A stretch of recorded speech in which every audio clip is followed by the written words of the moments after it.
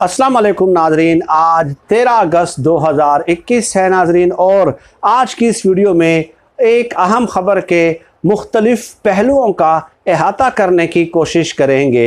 नाजरीन, ये बात तो यकीनन आपके इल्म में आ चुकी है कि मरियम नवाज़ साहिबा के जो साहिबजादे हैं जुनैद सफदर, उनकी शादी होनी है सैफुर रहमान की बेटी के साथ, और तमाम मामलात तकरीबन तय हो चुके हैं, कार्ड्स छप चुके हैं और तारीख़ का भी बाकायदा ऐलान कर दिया गया है। लेकिन उसके साथ इन पैरेलल इंटरेस्टिंग डेवलपमेंट ये हुई है कि मरियम नवाज़ साहिबा का जो नाम है वो ECL में शामिल है, और मरियम नवाज़ साहिबा जो है कानूनी तौर पे डेफिनेटली यहाँ से प्रवास करके लंदन में उनकी शादी की तकरीब में शरीक नहीं हो सकती। तो मरियम नवाज़ ने इससे पहले भी एक ऐलान किया था कि मेरी सर्जरी जो है ना लंदन में होनी है, मेरी ऐसी बीमारी है एक, या इस तरह का कोई मसला बताया था मरियम नवाज़ साहिबा ने 2-3 महीने पहले कि लंदन में होनी है, लेकिन मैं लंदन नहीं जाऊंगी।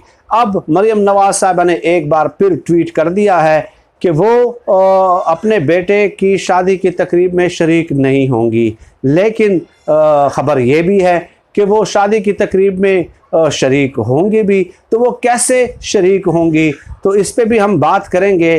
उनके जो वफ़ादार और हिमायती हैं वो दूर की कौड़ी लाए हैं इस हवाले से, क्योंकि उनके नज़दीक ये शायद इस सदी का सबसे बड़ा जुल्म है कि मरियम नवाज़ जो है वो अपने बेटे की शादी की तकरीब में शरीक नहीं हो पा रही। तो वो एक लॉजिक लाए हैं, एक मंतक लाए हैं कि किस तरह मरियम नवाज़ साहिबा शरीक होंगी अपने बेटे की शादी की तकरीब में।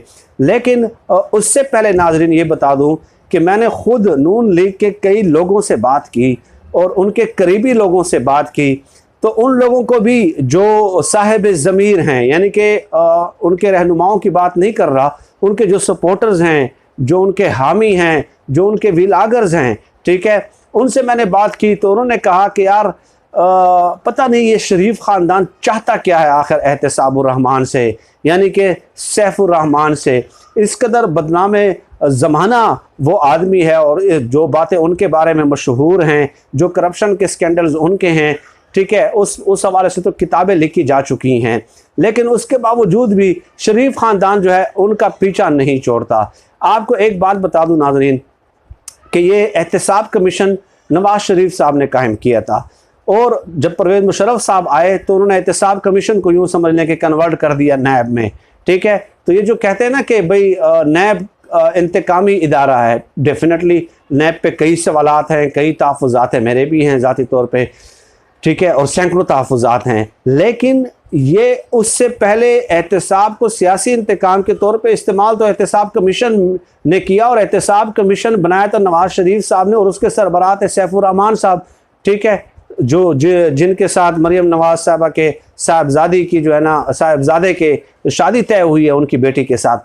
तो वो उसने किस तरह का एहतसाब किया, ठीक है, एहतसाब के नाम पे किस तरह सियासी इंतकाम लिया गया, ठीक है। और यही एहतसाबुर रहमान सैफुर रहमान जो है ये इन्होंने यहाँ तक किया कि नवाज़ शरीफ साहब के वालिद को जो है सीढ़ियों से घसीट कर गिरफ्तार किया, ठीक है। आसिफ जरदारी पे केसेस बनाए, आसिफ जरदारी की जेल में ज़बान काटने की कोशिश की। चौधरी शुजात हुसैन साहब की किताब आप देख लें, सच तो ये है, उसमें वो लिखते हैं कि मुझे किस तरह की हिदायत मिलती रही नवाज़ शरीफ की तरफ से, ठीक है, और ये एहतसाब कमीशन की तरफ से कि मुखालिफिन पे किस किस तरह के मुकदमात आप बनाएं, ठीक है। यहाँ तक हिदायत दी गई कि आसिफ जरदारी पे मनशियात का एक ऐसा केस बनाएं ताकि उनको सजाए मौत हो जाए।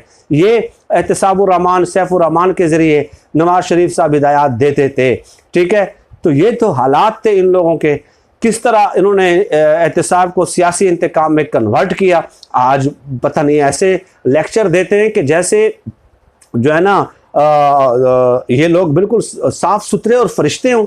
इन लोगों ने अपने दौर में जो है ना अदल और इंसाफ के जो है ना चश्मे जो है ना बहाए हों, इस तरह की बात करते हैं। लेकिन खैर ये तो एक ज़िमनी बात थी।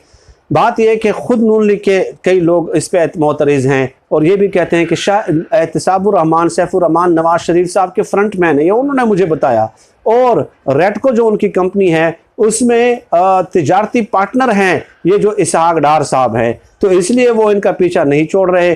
और सैफुर रहमान की बेटी के साथ जो है वो जुनैद सफदर की शादी तय हो गई है, रिश्ता तय हो गया है। ठीक है, अब सवाल ये है कि जो लीगी यूट्यूबर्स हैं और नून लीग के जो वफादार और हिमायती हैं वो बहुत परेशान है इस बात पे कि मरियम नवाज साहबा को सियासी इंतकाम का निशाना बनाया जा रहा है और मरियम नवाज साहबा जुनैद सफदर की शादी की तकरीब में शरीक नहीं हो सकेंगी। लेकिन उन्होंने एक जो है ना दिल के बहलाने को गालिब ये ख्याल अच्छा है, ठीक है, उन्होंने ये कह दिया कि चूँकि डिजिटल मीडिया का दौर है, इंटरनेट का दौर है, दुनिया ग्लोबल विलेज में कन्वर्ट हो चुकी है, इसलिए मरियम नवाज साहबा स्काइप पे, जूम पे और वीडियो कॉल्स पे, व्हाट्सएप पे जो है वो उनकी शादी की तकरीब में शरीक होंगी।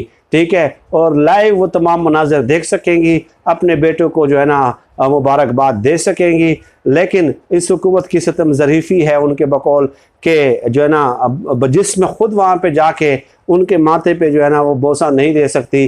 लेकिन बहरहाल ये अच्छी बात है उनके बकौल लीगी जो हिमायत याफ्ता हैं कि वो स्काइप, जूम और व्हाट्सएप के ज़रिए जो है उस पर शरीक हो जाएंगी।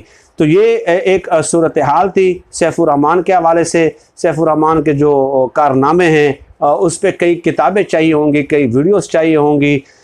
ठीक है, और दूसरी बात यह है कि मरियम नवाज़ ने खुद ऐलान किया था। और एक बात बताऊं, माँ बेटे का रिश्ता बिल्कुल हसासियत और जज्बात पे मबनी है और इसमें भी कोई दो राय नहीं है कि इस रिश्ते का जो है ना मजाक नहीं उड़ाना चाहिए, इस रिश्ते पे तंज नहीं करना चाहिए, इसमें कोई दो राय नहीं है। इंसानियत का और अखलाकियात का तकाजा ये है। लेकिन फैक्ट ये है नाज़रीन के नवाज़ शरीफ साहब भी 8 हफ्तों की इजाज़त लेकर गए, तो क्या गारंटी दी जा सकती है कि ये वापस आएंगे या नहीं आएंगे? और वहाँ पे जाके अगर उसी तरह की ज़बान शुरू कर दी, इल्ज़ामात शुरू कर दिए, तो फिर इसका हल क्या होगा? ठीक है, ये भी चीज़ें, ये भी कानूनी पहलू और ये भी चीज़ें जो है मद्देनज़र रखनी होती हैं, पेश नज़र रखनी होती है। और एक सवाल मेरा और भी है, वो ये कि क्या वजह है कि इनके कारोबार भी बैरून मुल्क, इनके रिहाइशें भी बैरून मुल्क, इनकी ईदें भी बैरून मुल्क, इनकी शादियाँ भी बैरून मुल्क, इनके इलाज भी बैरून मुल्क, इनका मेकअप भी बैरून मुल्क। ठीक है, यानी इनकी गाड़ियाँ भी बैरून मुल्क से, इनकी शॉपिंग भी जो है ना बैरून मुल्क से।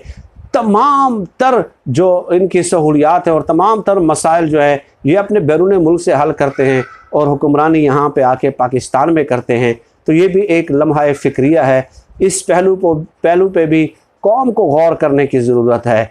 ठीक है, कौम को गौर करने की ज़रूरत है। इसके अलावा जो उनके वोटर्स और सपोर्टर्स हैं वो भी इस बात पे ज़रूर गौर करें। नाज़रीन, फ़िल वक्त आज की इस वीडियो में इतना ही। पाकिस्तान जिंदाबाद। अल्लाह हाफ़िज़।